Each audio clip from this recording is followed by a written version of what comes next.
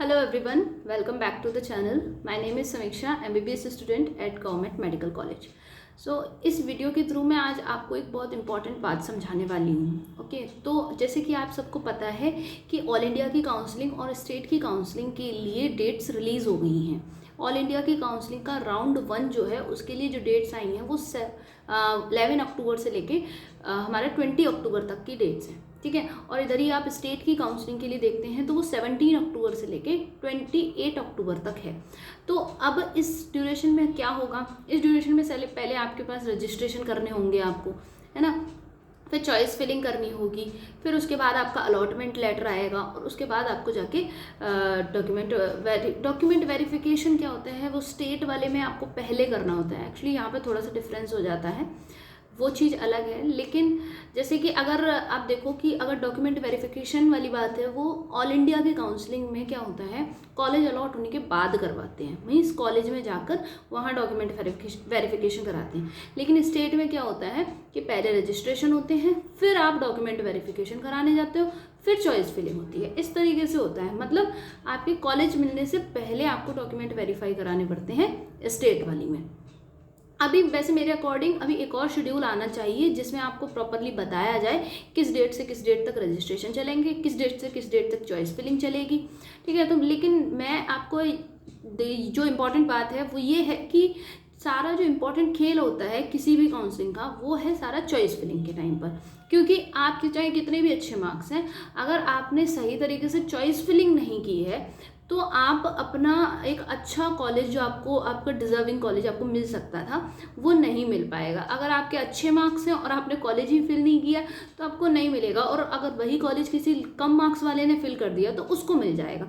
क्योंकि choice filling में जब कॉलेज अलॉट होते हैं चॉइस फिलिंग के बाद तो वो तो कंप्यूटर सिस्टम करता है, वो बस ये देखता है कि जिसकी रैंक अच्छी है और जिसकी रैंक पहले आ रही है और अगर उसने फिल कर रखा है तो उसे दे दिया जाए। इस तरीके का सिस्टम रहता है। तो अब बात आती है कि चॉइस फिलिंग, अगर देखो आपके मार्क्स बहुत बढ़िया हैं, ठीक है, मार्क्स अच्छे हैं और आपको लगता है कि मेरी मार्क्स ऐसे हैं कि मैं अगर ऑल इंडिया से कराता हूँ तो मुझे अपने टॉप कॉलेजेस में से आराम से मिल जाएगा, तो आपके लिए इतना टफ है नहीं, क्योंकि फिर तो आप वही सेलेक्टेड कॉलेज फिल करोगे, है ना। लेकिन जिन बच्चों के मार्क्स थोड़े से कम होते हैं उनकी अप्रोच ये होती है कि उन्हें कैसे भी करके स्टेट से नहीं तो ऑल इंडिया से कोई भी कॉलेज, पूरे इंडिया का कहीं पे भी कॉलेज मिल जाए। अब जब बात आती है कि कहीं से भी मिल जाए तो ये अब क्या होता है कि आपको चॉइस फिलिंग करने के लिए ऑल इंडिया के सारे कॉलेजेस फिल करने हैं, आप बिल्कुल सारे कॉलेज फिल कर सकते हो, ठीक है। लेकिन यहाँ पे अब सोचो इंडिया में तो बहुत सारे कॉलेजेस हैं, तो ऑल इंडिया की चॉइस फिलिंग करना थोड़ा हार्ड पड़ जाता है as compare to the state की काउंसलिंग की चॉइस फिलिंग करना। क्योंकि स्टेट में किसी भी स्टेट में ज़्यादा से ज़्यादा कितने कॉलेज होंगे, जैसे यूपी में ही देख लो तुम्हारे लगभग 30 कॉलेज हैं, तो 30 कॉलेजेस की चॉइस फिलिंग करना कि हाँ भाई इसको ऊपर रख दो इसको नीचे रख दो, कि किस किस बेसिस पे देखते हो तुम, इसी बेसिस पे कि हमारे घर से कितना दूर है, वहाँ के एरिया में हम ढंग से रह पाएंगे कि नहीं रह पाएंगे, वो कॉलेज कितना पुराना है, उस कॉलेज का क्या स्टेटस है, हॉस्पिटल कैसा है, ये सब चीज़ें तुम देख लेते हो।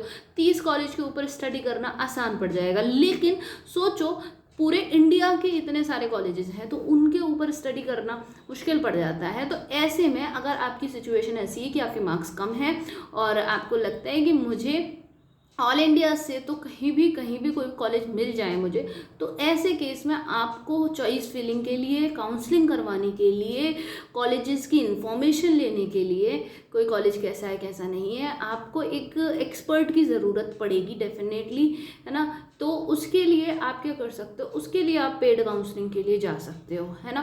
अब क्या है कि अगर आपके मार्क्स अच्छे हैं, डिसेंट मार्क्स हैं, आपको लगता है कि मेरे इस कॉलेज की जो कट ऑफ थी लास्ट ईयर उससे मेरे कवर हो रहे हैं, और कॉलेज के बारे में भी आप जानते हो, देखो अभी जो मेन जो कॉलेज होते हैं ना उनके बारे में सर्कुलेट हो रखा होता है, यूट्यूब देख लो या कहीं पर भी गूगल पे, तो जो मेन कॉलेजेस हैं हाईलाइटेड हैं उनके बारे में तो आपको इन्फॉर्मेशन मिल जाती है। लेकिन इंडिया के सभी कॉलेजेस के बारे में इस तरह से यूट्यूब गूगल पे इन्फॉर्मेशन नहीं मिल पाती है ना।